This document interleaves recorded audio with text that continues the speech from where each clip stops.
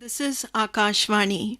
In the program Spotlight, now we bring you a discussion on Women's Reservation Bill, a historic step to strengthen women representation.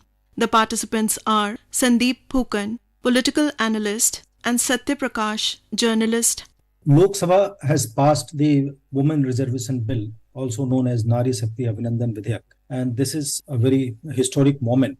And the entire country is celebrating it in the sense that half the population, which was not represented properly in legislatures, be it Lok Sabha or state assemblies, now they will get to be represented in legislatures. How important is this bill? As you said, it is a historic bill. In fact, Prime Minister Narendra Modi, who addressed the Lok Sabha early on Thursday morning, described that this was a golden moment of the House when 454 members voted in favor of the bill. Of course, some of them had some caveats or reservations. Many of the opposition parties had insisted on quota within quota for other backward classes, women belonging to other backward classes or OBC women. But in the end, I think everybody came together to make this bill a reality, and it was passed with near unanimity. So it is indeed a historic moment. The bill has had a very long history, as you know. First time it was brought to Parliament during Devegowda's government 27 years ago in September 96. But because of a lack of consensus, it was referred to a parliamentary standing committee, then headed by Geeta Mukherjee of CPI. And since then, there have been many attempts under Atal Bihari Vajpayee's government. Then once it was actually the UPA government in March 2010, they had managed to pass it. But it could not muster the numbers in Lok Sabha. So the bill has had a long history and finally it has reached its conclusion in the Lok Sabha. What are the key provisions of this bill? This is a constitutional amendment bill. So this bill is essentially to amend the constitution that will provide reservation to women in the Lok Sabha, 1/3 or 33%, and in the state assemblies. This is not going to be applicable before 2029. Home Minister Amit Shah, while intervening in the debate, made it very clear on Wednesday that because there are certain other requirements to be followed, even after both houses pass the bill. But the main provision is that 33% in state assemblies and in the Lok Sabha will be reserved for women. For example, the current strength of Lok Sabha is 543 MPs. Now, as of today, we have 82 women MPs in the current 17th Lok Sabha.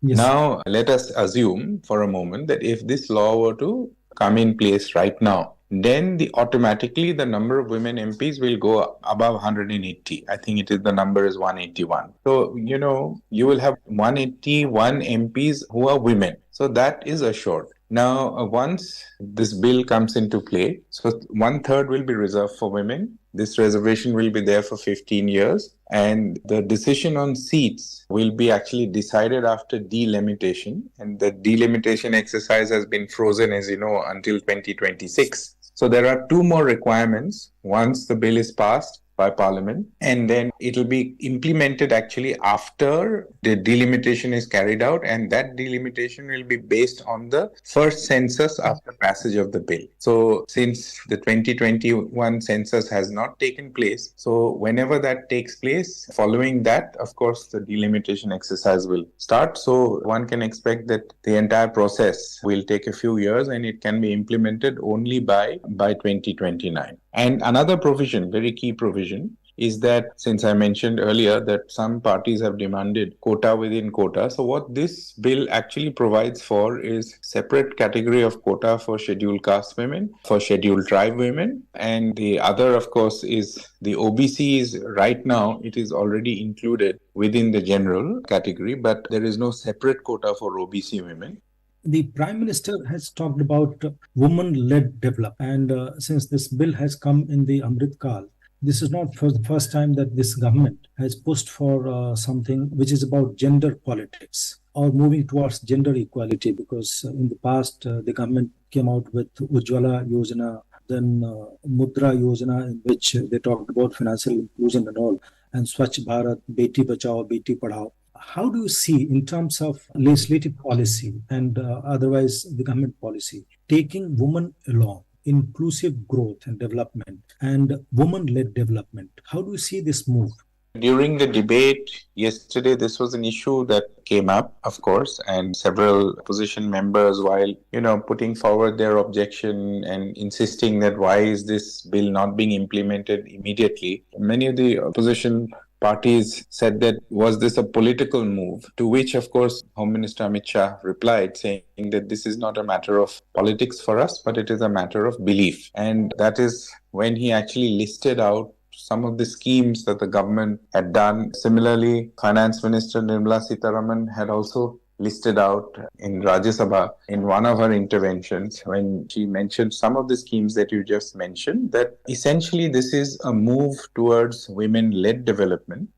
Empowering women is something that is a matter of belief, and that is why the government has brought in this law at this time. But this is not the only instance when the women have been kept at the focus of policy making. You mentioned about Ujjwala. Before that, you would recall one of the biggest campaigns of this government since 2014 has been to build toilets. And the Prime Minister had called them as Izzat Ghar, essentially saying that, it gives respect to women, especially in rural areas, because for the lack of toilet facilities, they have to wake up very early in the morning and relieve themselves in the fields. It also became an issue of security, several crimes against women being reported from across the country because of this. So it gave dignity and respect. So the focus clearly had women at center stage. So, one can say that this is part of that. But as Prime Minister himself tweeted or put a post in the social media platform where he said that this will actually ensure greater participation of women in politics and thereby policy making. Well, yesterday, while discussion was on in Parliament, a great number of women MPs, they took part in the discussion. And it was wonderful to see them taking part with so much enthusiasm and interest. How do you see the impact of this bill once it becomes an act? How do you see its impact on the lawmaking in terms of the gender equality or male subjectivity in laws? Right. I think what will be important, of course, this is an issue that came up, just as an aside, it happened even during the debate because some of the members, just to give you some statistics, yesterday the debate went on for about 8 hours. 60 members spoke in the debate and 27 of them, so nearly half of them, 27 of them were women MPs. So that was way more than the 33% reservation mark. The other, issue that I see will happen is that during policy making or law making or legislative exercises, there are issues that are peculiar to women. And if you have more lawmakers and more representation of women in those committees or subcommittees of parliament that examines the bill, as you know that once a bill is tabled and introduced, very often it is examined by the department-related committee. And if you have more women members, definitely they will bring in a different perspective, a fresh perspective to the exercise. And thereby, I believe that it will actually add value and strength to the laws that will eventually get made in Parliament. And it's about time that as many of the women MPs who I heard said that, treat us as equals and don't put us on a pedestal, because when you have reserved, that it is their matter of right, it is their constitutional right. These many women lawmakers will come and they will have their say in lawmaking. And I think it's a huge step forward.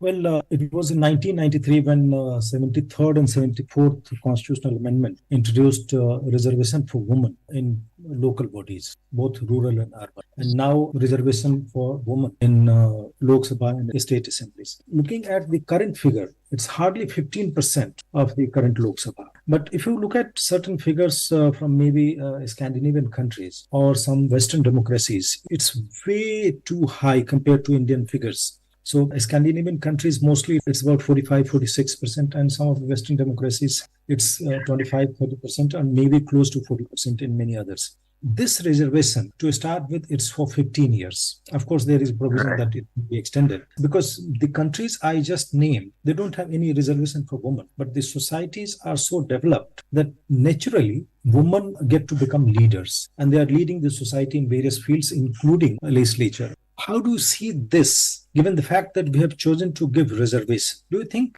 without reservation, can we reach that stage of development where women naturally become leaders and they lead the society in various fields, including lawmaking?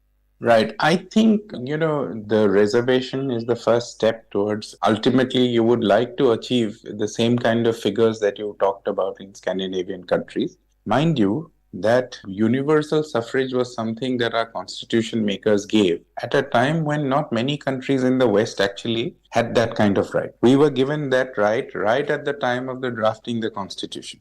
But In fact, somewhere down the yeah, line, you are right that because of societal pressures or the way we are made up, conservatism in the society, it's always a battle. It is a bit like the same that one sees when it comes to educating girl child in rural areas. Questions are raised about their safety, their security, can they travel. So it is important to incentivize through policy making that they can take the first step, come out of their homes, leave their domestic chores, become educated, and then eventually it's a long journey, but with support from the family and the society, they make absolutely outstanding professionals. But a start has to be made. And in that context, I see that it's very important. While I do not think that we can hope to achieve figures like Scandinavian countries that you just mentioned, but a step has been made. This is a legal guarantee. It's a constitutional right once it gets passed by both houses of parliament. And then eventually,